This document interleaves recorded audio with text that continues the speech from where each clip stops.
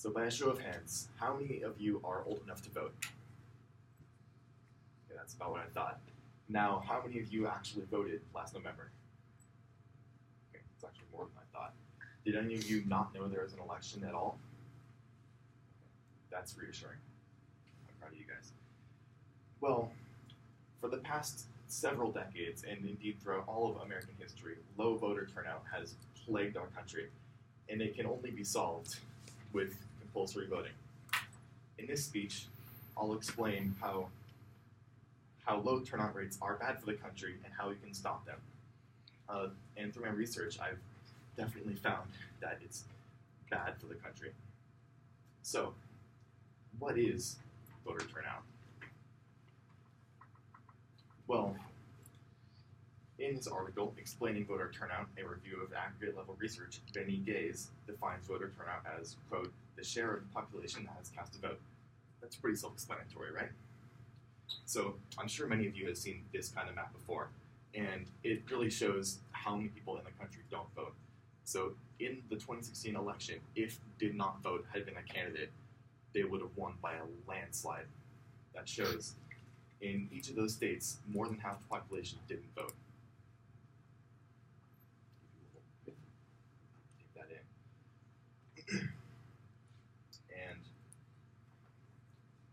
in the USA, historically, the voter turnout has been roughly hovering around 55% for the president, or for the presidential contests, and 40-ish% for midterms, which tend to have a lower value placed on them for some reason. And oddly enough, voter turnout is impacted by the weirdest things. This is just a side note, but the rainfall level actually has a huge impact and on low voter turnout, and may have actually caused a few elections to switch sides. So you might think that 55% isn't that bad, but really it is atrocious compared to every other country almost on Earth that has elections. We rank number 26, and I had to split this graph into two because we're so far down on the list. But we have 57% turnout, and the blue dots represent the proportion of total voter age people that voted, and the beige dots represent the proportion of the registered voters who voted. So, as you can see, Belgium and Australia are number 1 and 4 respectively. Surprise, surprise, they both have compulsory voting. So, if you're not Belgium or Australia, what do? What are the effects of low voter turnout? Well, to put it quite simply, if you don't vote, your vote, you don't count. Because elected officials have no reason to pay attention to you if you don't help get them elected. The purpose of an election is to pick a congressperson, governor, mayor, president, whoever, that serves the people who voted for them. And if people don't vote for them, then they can't serve you. Okay, now it's time for a little quiz. Out of which age group do you think voted at the lowest rates in 2016? Us. Yes, that's right. We voted at 51% last year, or last election. And who do you think voted at the highest rates? 60. Yes. Baby boomers and their parents, the greatest generation, voted at rates of 70%, which is a lot more than us, and pretty staggering.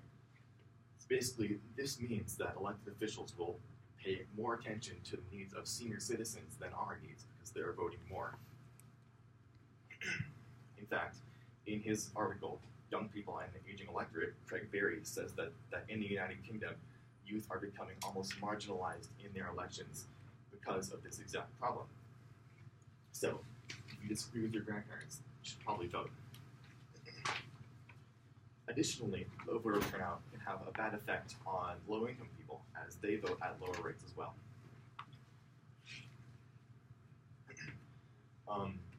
Both the articles, Unequal Participation, Democracy's Unresolved Dilemma, by Arend Libjart, and Where Turnout Matters, Consequences of Uneven Turnout in City Politics, by Zoltan Hanjal both support this idea. The latter says that minorities can actually alter a lot of citywide elections, like mayoral results, but they don't actually vote very much, so they're not having as much of an effect as they can be. Because, again, electoral officials only care about the people who vote for them.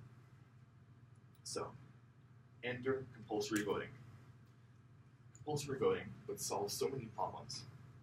For example, young, like us, and low-income people would be represented in government.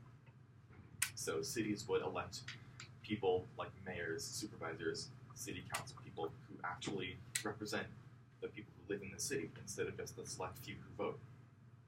Congress will listen to us, maybe institute some reforms, like cheaper college, maybe, you never know. Both those things are obviously good for us, since we don't vote very much, and it can only be better for us if we do. Now, compulsory voting would also solve another problem, voter suppression. This has been touched on before, but 34 states have some kind of voter ID law, which means that you need to present a photo ID enabled to be allowed to vote. Justice Ruth Bader Ginsburg has gone on record calling these laws, quote, purposely discriminatory. And anybody who's ever been to the DMV can tell you just how hard it is to get a driver's license. I personally spent 8 hours in one afternoon at the DMV and still didn't get to take my test. So people who don't have very much money and need that time to work, they can't afford to spend 8 hours in line at the DMV. Therefore, these laws are targeting people who don't have the time or money to go to the DMV or get another ID. In fact, Zoltan Hanjal, in his article, Voter Identification Laws and the Suppression of Minority Votes, says that voter ID laws create a, quote, clear partisan distortion. Now, because of all of this, I think you should call your congressperson or anybody who represents you in government to talk about compulsory voting to them. You should tell them everything I've just said, pretty much. Tell them that.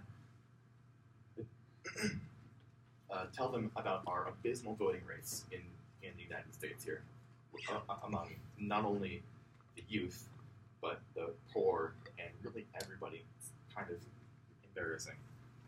Tell them that compulsory voting would be a great solution to all these problems. And lastly, don't forget to vote.